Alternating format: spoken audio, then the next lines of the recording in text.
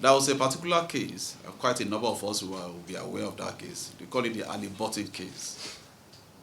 Ali Button scandal happened in Nigeria, the issue of bribery and all of that. We did the investigation here in Nigeria. The bribes was paid in Nigeria at the expense of our economy. But they took all the proof of evidence to US. The matter was prosecuted in US. As at the last information I got, US had made over $3 billion in form of fines, plea bargain, from that particular scandal that took place in Nigeria. And not one dime, not one naira did we make out of that scandal. Not one. No recovery, nothing. But the moment that thing happened, they moved them to US, they recalled them by provision of their Foreign Corrupt Practices Act. And so for me, we should not go forward with that. Going forward, we shouldn't do that. Our priority is, look, this work we are doing, how can we use it to stimulate our economy? Number two, I also spoke about what the Honorable Chairman has also emphasized, the need for us to operate within the confines of law. We are products of law, established by law. So doing something outside the confines of law is going to be negative to our mandate. Then again, you must also agree with us that we are a law enforcement agency.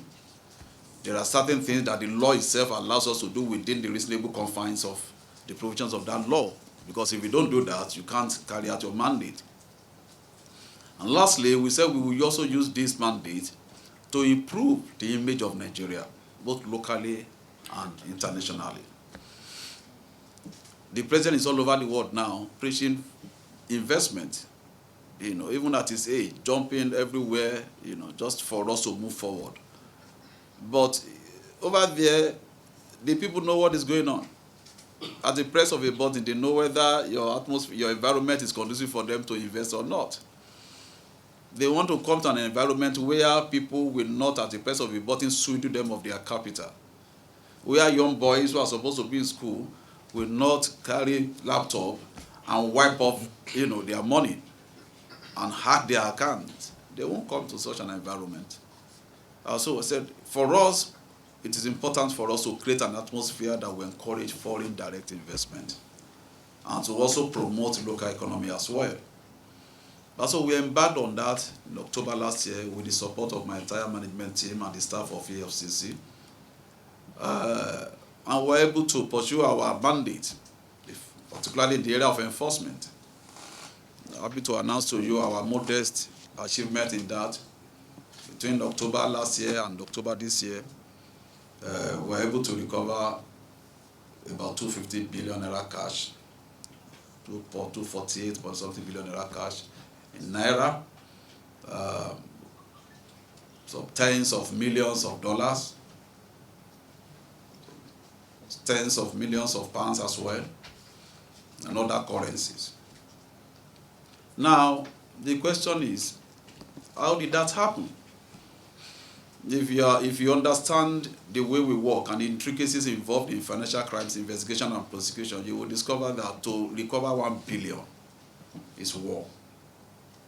And I tell my people, I say, look, the moment we start investigation, we continue, we also start asset tracing. You see, one of the potent instruments that you can deploy as an anti-corruption agency for you to be effective is the issue of asset tracing and recovery. If you allow the suspects or those you are investigating to have access to assets, they will fight you. So one of the ways to weaken them is to deprive them of that asset. So simultaneously, our modus operandi has changed. At the moment we begin investigation with you, we begin asset tracing. And so that was what helped us to make such recoveries. In the area of conviction as well, we've done well over 3,000. I also want to disorientate your mind about what people are saying, that it's only Yahoo. That's not true. We have evidence here. We have high-profile cases with secure conviction on. And again, just like I told the senators yesterday, this issue of Yahoo that we some of us see or handle with kid gloves. We don't see it that way. A particular crime that can cause a nation a loss of over $500 million is what some people are, jesting about. And it's so unfortunate that a lot of people, even learned minds, don't appreciate what we're doing, and so unfortunate. We expect that because when you are fighting corruption, it's obvious that corruption will fight back. So we wait for all the challenges. We expect that. We are not perturbed by that. We will continue to work. We will continue to observe sleepless nights. Saturday, Sunday, we are here working.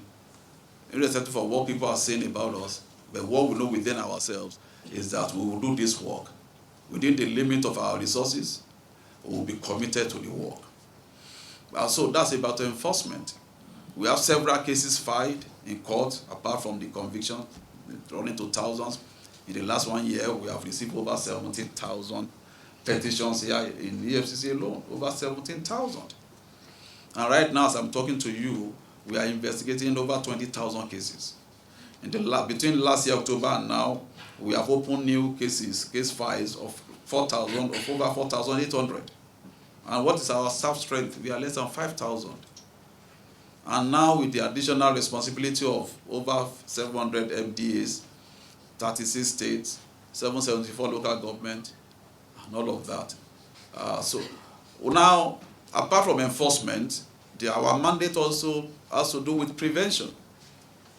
In the course of 1 year, within the last 1 year, we have had cause to emphasize the issue of prevention more than ever before. Because the issue is, I was somewhere in East Africa, in North Africa rather, we were asked to come and deliver a paper on asset recovery. Because virtually when you look at it, across the world, Nigeria is at the front, it's on the front runner of asset recovery. Anywhere in the world, we are recognized and respected for that.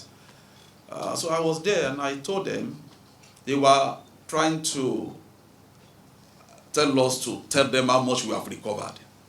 But I restrained myself so that it doesn't look as if we are exposing ourselves unnecessarily. And I did that because, number one, when you recover such amount, you can imagine what is going on, what has been stolen. So we are not, yes, some people could see it as an achievement. For me, it's more of challenge. Now, next year, I don't want to recover as much. You know why? Because we are going to deploy preventive measures. For you to recover 10 naira, perhaps 30, 40 naira has been stolen. So within a year, if you recover about 248 billion in naira and several millions of dollars, over $100 million, you imagine how much has been stolen in our system. And so that is the pathetic aspect of the story. And we're doing something about that. So we're emphasizing prevention. The last 1 year, I've had cause to establish a new directorate called Fraud Risk Assessment and Control. To recover 10 naira, you spend between 4 and 5 naira. But to prevent 10 naira from being stolen, you spend less than 1 naira from our research and our experience. So I believe the more effective way of fighting corruption is to prevent. So the mandate of that department or directorate is to go into all the MDAs and to work with the Office of the Accountant General to look at the releases, go into MDAs and the implementation of the project. And we discovered that in the last 15, 20 years, we have not done up to 20% of our capital project implementation and execution. And if you don't do that, how do you want to have infrastructural development? How do you want to grow as a nation? So our mandate this year is to work with that directorate and with the National Assembly to see even if we can meet up to 50% execution of our capital project. If we do 50%, we'll be fine as a nation. And that is going to be the beginning. You can't develop your system, your nation, without infrastructural development.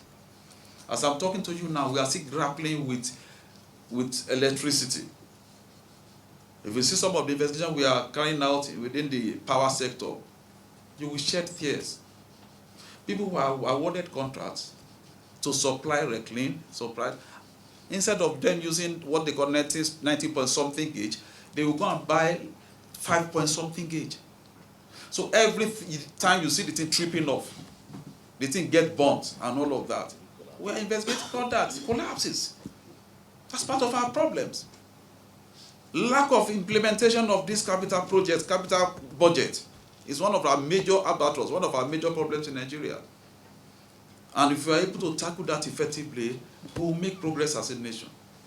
So we are doing everything to see how we can prevent that with your support. This particularly in 2024 budget and the capital will see extent in next year. And also planning for 2025. I've had meeting with budget, a meeting with NIT and all of that. We are all working together to see how we can deploy our preventive instrumentality to ensure that the budget performance is taken to a new height. Also, within the year, we had cause to commission our radio station as part of our awareness, preventive measures, 97.3 FM. It will be my pleasure to take you on the tour of our radio station, which is just within the premises here. We use it to create awareness on part of the people as to what is right and what is wrong, because some people will be claiming, that they are not aware that this is right, even though it's not an excuse. It's not a defense in law, but again, it is important to also let the people know that we are losing so much when you, as a citizen, support all these inordinate activities. So we are doing that. We are also trying to procure technology. It's very, very important for us to carry out our preventive work. And in addition to that, we are also seriously looking at the issue of the welfare of our staff. You'll be wondering, how will that help our preventive work? Because you see, you can only expect much from whom much is given. When my staff are poorly paid, the propensity on their part to be corrupt will be there. Nobody can. They are Nigerians. They go to the same market with other Nigerians. We are doing everything possible to ensure that the issue of ethics and integrity is taken very seriously. That's why we also changed one of our directorate from Directorate of Internal Affairs to Directorate of Ethics and Integrity. If there is anything that we need to display, acclaim as anti-corruption staff, is integrity. If you don't have it, you are not fit and proper to work in the EFCC. And I tell my staff, you can't come out publicly and challenge everybody that, look, have I collected any dime from anybody in the course of doing this work? Do I owe anybody a bottle of Coke or a pure water? If you can't say that boldly, you are not fit and proper to work in the EFCC. And it's something we take very seriously. And I'm happy to announce to you that recently we have had cause to dismiss people on the issue of allegation of corruption. Even showing the intent circumstantially, we don't take it that we dismiss you. And I've told them, we are now going to go beyond dismissal. We are going to prosecute them. So those we have dismissed recently, we are preparing a case for, we will prosecute them. Because if other people do that outside, we don't just investigate and ask the ministry to interdict or remove them. We go ahead and prosecute. So what is good for them, for us, is also good for the staff for us to do. So that is my stand on the issue of integrity and the issue of ethics. We are going to take it very seriously. We are now going through our new ethics and integrity program, gift policy and all of that, which has not been existing. We are developing all that. EFCC staff, are you entitled to take any gift? Even if it's after you do a great job, and even from a petition and say, oh, you have done a great job, you have helped us to recover the money that was taken from me and all of that, take this 10,000 naira, go and enjoy yourself. Are you entitled to that? And all of that. So we need to develop a program that will spell out everything for us. And just like the example I gave them, sometimes some things may be lawful, but to us, as anti-corruption SARS, it may not be expedient. It's not every lawful gift that we should collect. Even your gift policy may say, yes, certain things may be lawful, but you look at it. If you collect this, what is going to be the outcome? What impression are you going to create? So that is the more reason why I'm advocating for improvement the welfare of our staff. For now, it may not be too bad, but again, we want it to be better. So going forward, we are ready to give our best. We are ready to be committed to this work, to do more recovery, more convictions in the coming year with your support. And if we are going to do that, we also need more resources to work with. So on this note, the Commission sincerely appreciates your intervention over the past 1 year, particularly the current budget we are operating, and also in the area of critical oversight. I want to particularly thank the Chairman, Honorable Ginger Omusibel, who I see as a brother and as a friend. We talk regularly. Yesterday night we discussed where he needs to show his anger. He doesn't miss words. Honorable Ginger doesn't care. He doesn't. Publicly, we give you. We give you and move on. When he finishes giving you, we call you and you become friends again. And I love that spirit. I love that spirit because we also need to be corrected. We are not perfect. If there are things we are doing, that is the essence of your oversight, part of your oversight work. Call us. This one is not right, this is not right, you can improve in this area, and we will take it in good spirit and move on. Because, if we do certain things, wrong things, or you hear certain things about us, you should be able to call us and confirm from us so that we can work together. That is the essence of your oversight. Encourage us where we need the encouragement, give us the small credit where we need it, and chastise us where we also need it. At the end of the day, because we can't be on our own, that is why you are a committee to carry out oversight over us.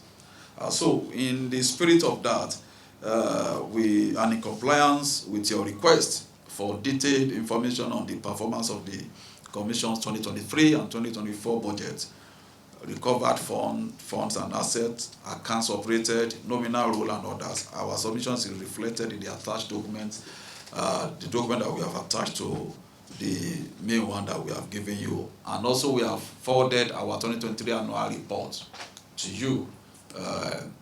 When I was chief of staff here in the commission, we discovered that we had a backlog of annual reports, 3-4 years. I said, look, come on, we can't continue like this. So we did 3 years together, and since then we have been submitting on or before the deadline. Probably one of the few agencies in Nigeria that submit their annual report before the National Assembly, before the deadline. We did our own before September 30, so it's right before you for your scrutiny. It's got financial 2023 and 2024 budget sum is in the document we have submitted to you. Then our operations summary of cases filed, convictions secured, both years 2023 and 2024 up until October, asset recovered, and all of that. Then other information you requested for the issue of our organogram of the commission, the excess expenditure beyond release funds for 2023, we have also made explanation in the document we have presented to you this morning. Then, in conclusion, our challenges, as I've also mentioned part of it, resources. We need more resources to work. Those days, if you want to steal money in a bank, you probably carry gun and all of that, go to bank, break their vaults, carry money and run away. These days, at the convenience of your room with your telephone, you will steal money from bank. Millions. And so, for us to arrest that, also within the convenience of our office, you must be able to, at a press of a button, to arrest some of those things. And so we need technology to work. Softwares, we are going to area of virtual, trading, currency trading, and all of that. The regulatory authorities have just licensed some operators in that sphere, in that sector. I think about 10 of them. So we need to catch pace with them to be able to determine when they go wrong, when they violate our financial laws. And if you need to do that, you need technology to do that. Secondly, the welfare of our staff. We should be able to also make the work easy for them by procuring vehicles for them, housing, and all of that. Particularly insurance, the healthcare hazard insurance, We need all that, and particularly in the area of salaries and wages as well. We need to do more for the staff of EFCC. And upon all, we also need to ensure that we operate within or from our own properties across our zonal offices. Quite a number of our zonal offices are on rented apartments. Just like one of you cracked jokes when we were trying to defend our budget last year, that assuming you are investigating the girlfriend of one of your landlords, those zonal offices, you know that you are just closing in on him, we'll just give you eviction notice. For at least, if not for anything, that will destabilize you for the next 1 month. You'll be looking for offices you won't have time to concentrate on your investigation and all of that. Say, look, we shouldn't be exposed to such things. And of course, within our premises, there are some sensitive facilities and infrastructure we put in place, you know, for investigation, for detention. We have our armory and all of that. These are things that we should not expose to people.